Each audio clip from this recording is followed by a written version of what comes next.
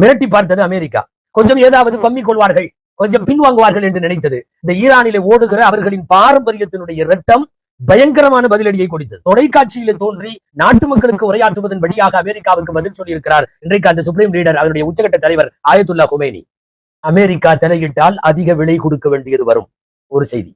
இரண்டாவது செய்தி, உங்கள் நாட்டின் ராணுவ வீரர்கள் 50,000 பேருக்கு எல்லாத்துக்கும் சவப்பெட்டி வாங்கி கொடுத்து விட்டு நீங்கள் ஈரானோடு மோதுங்கள். மூன்றாவது செய்தி, இஸ்ரேலை அடிப்பதை விட அமெரிக்க வீரர்களை கை வைப்பது எங்களுக்கு ரொம்ப லேசானது.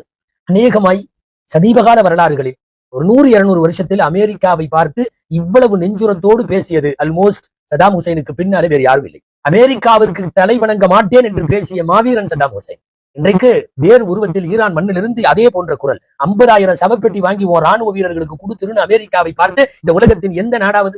காலை நக்கி கொண்டிருக்கிற நாடுகளுக்கு மத்தியில் என்ன துணிவான வார்த்தை இது!